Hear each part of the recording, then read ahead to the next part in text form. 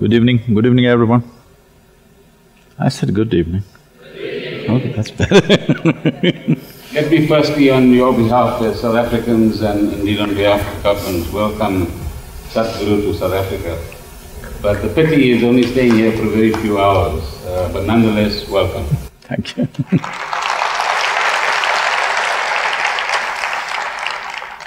I've seen the people, next time you must show me the lines.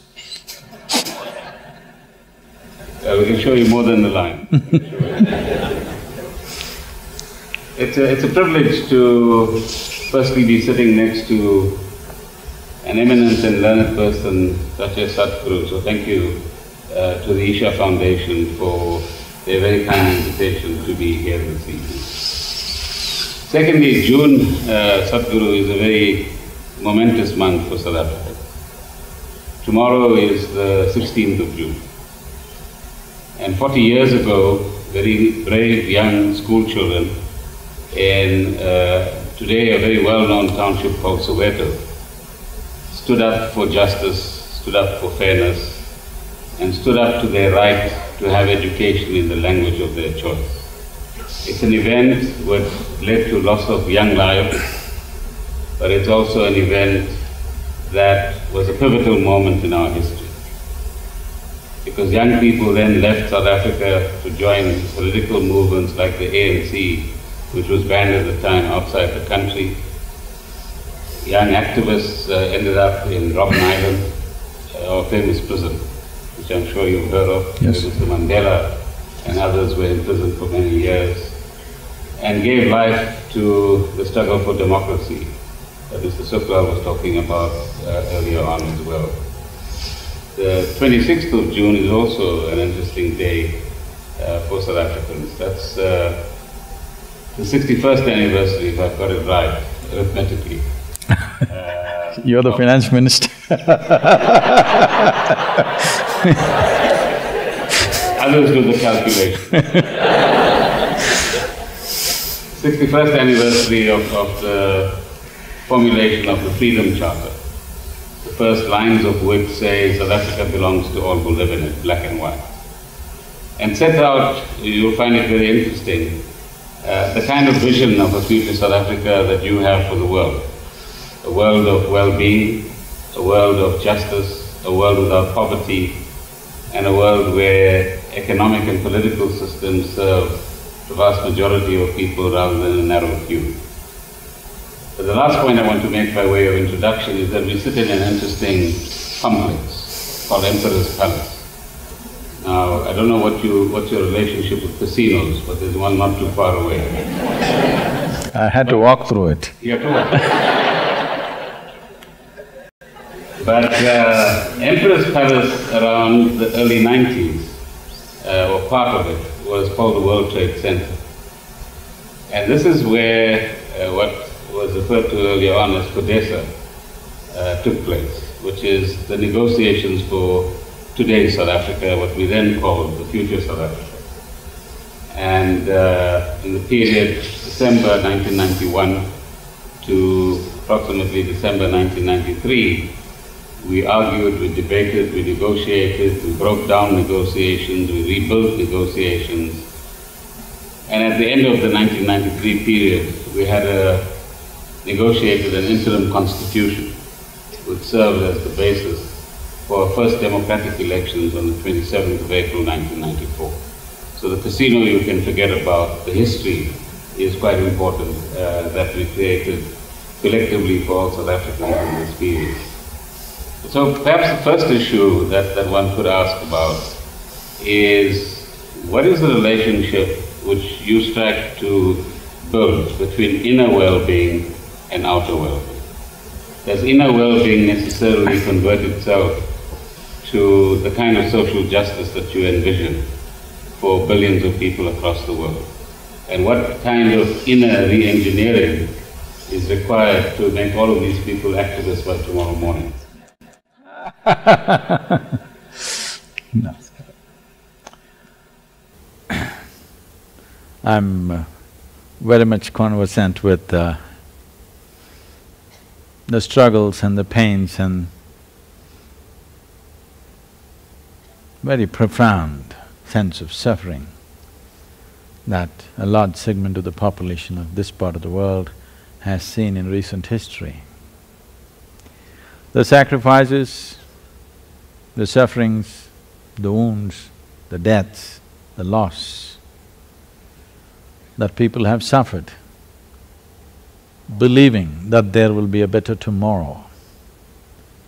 It is those people who do not worry about today's comfort, but tomorrow's well-being for everybody.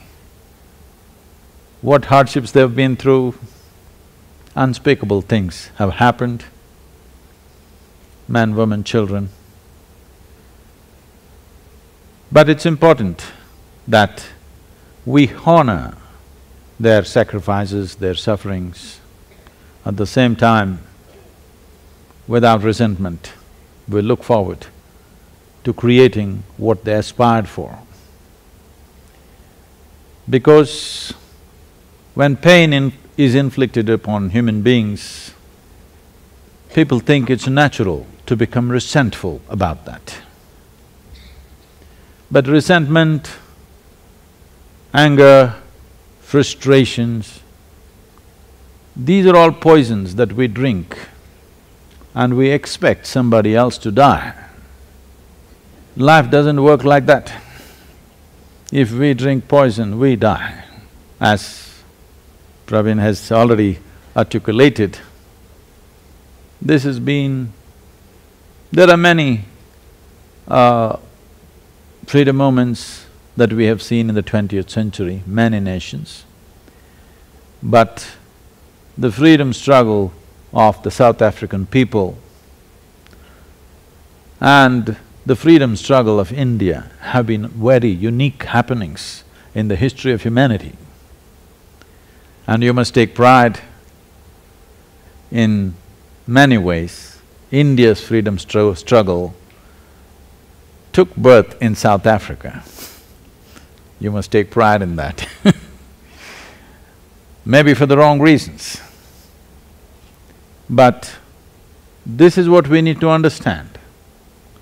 What the world throws at us is not always in our hands, unfortunately.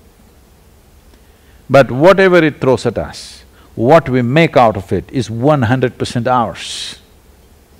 If we do not empower ourselves to be able to do this, then we will be always seeking for an ideal situation.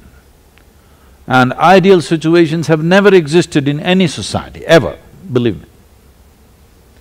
It is just that people who had vision, people who had strength, people who had necessary commitment, those people turned every situation into well-being for the larger well-being of the people. But there never have been ideal situations for any society, any nation at any time. Some have faced harsher situations than others, of course, but still, there is no such thing as ideal situation because in every society, there is a whole lot of people who are whining eternally about what is not okay about it. We have that in South Africa. This is not just about South Africa. As a generation of people on this planet, we are the loudest whiners ever because we got social media. Every whine is heard around the world. Yes. So, bringing in a well-being, how is it important? When external situations are harsh, then people will always ask this question because they will become skeptical, me being peaceful, me being well, how will it translate? We must understand this. Everything that we create is just a manifestation of who we are. If we do not strive to transform who we are, what we create will always be that we will not want. We may go with short-term goals of wanting something, but it will not bring what we want because we have not made ourselves what we want, first of all. If I am not able to manage my mind, How do I manage a society? How do I manage a nation? How do I manage a world? If I am not able to create the kind of human being that I want within myself, how do I create a nation or a world the way I want it? So, inner well-being is not an esoteric discipline for somebody who's given up everything and sits in a Himalayan cave. Those of you who are thinking, oh, I will do yoga, I will do meditation, let me go to a Himalayan cave, let me inform you, all the caves are taken, there are no caves.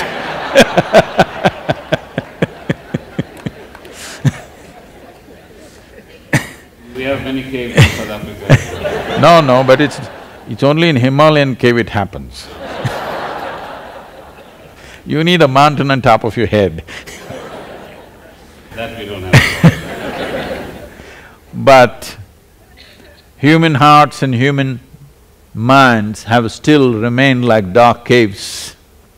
It is time to bring light to those caves.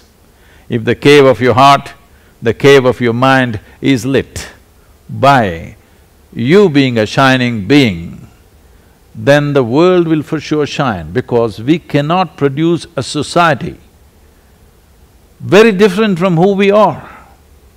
What we are is what our society will be. To be able to make inner well-being not an exclusive right of a few people, as external well-being, economic well-being, some time ago was the exclusive right of a few people for which many great men have fought, many great men have sacrificed, many great men probably were snuffed out before they could reach their greatness. Similarly, it is important today that inner well-being becomes a possibility for every human being. In that context, this step, the International Yoga Day, is a very significant step. It is not just for one-day photo-op yoga. The idea is to make sure every human being has tools of self-transformation in their hands. Not these tools for transformation should not be in the hands of a guru or an organization or an authority, but it should be in the hands of every human being, because this is something that you have to use. For a long time, we have handled human well-being with promises elsewhere. It doesn't matter what's happening here, when you go somewhere up there, wherever that is, and because you're in the southern hemisphere, if you look up, obviously you're looking up the wrong way.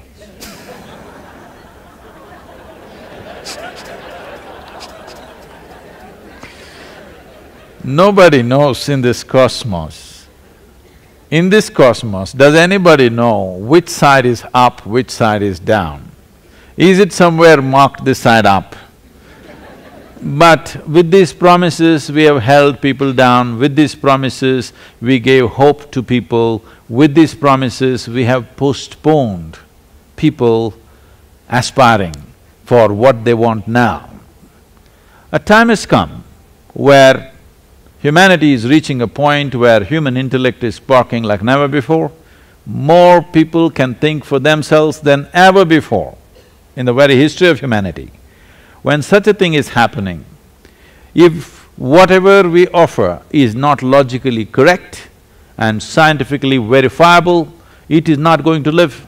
You may be still under the influence or a hangover of the past, but your children are not going to listen to anything that doesn't make sense to them. It doesn't matter from which authority it comes. God spoke, Guru spoke, scripture spoke, some other authority spoke, whoever spoke. Politicians spoke. I thought I will leave you out of that, sir. I just vaguely said some other authority. Whoever spoke, if it doesn't make sense, the future generations on this planet are not going to take it. This is a good thing, because this means the future of the world is such that truth will be the only authority. Authority will never be the truth, which is a great step for humanity, and yoga as a science, as a technology, can play a significant role in this. Yoga has no cultural frills attached to it. through millennia of transmission, it has acquired cultural frills. The most significant aspect of my work personally has been to take off all the frills so that it comes to you as a pure science and a technology that you can make use of. Why I'm insisting on the word technology is, the nature of technology is such, if you learn to use it, it works. You don't have to believe it, you don't have to trust it, you don't have to pray to it, you don't have to appeal to it. If you know how to use it, it works. So, will this be useful to create external well-being? If we do not create human beings who are of balance, who can be fired up but not imbalanced, you must understand this, most of the time, people who are fired up, people who are competent, people who can do things, they're all the time imbalanced. In a state of imbalance, the best of you will not come. There is substantial scientific and medical evidence to show you today that if you are in a pleasant state of experience, your ability to use your body and your brain is greatly enhanced. You know this from your experience anyway. After all, our ability to transform external situations, our ability to succeed in whatever endeavors we take up in our lives is essentially about how well you can harness this body and this mind. And this can be done by a scientific approach to it rather than hoping that it will happen somehow from some other source.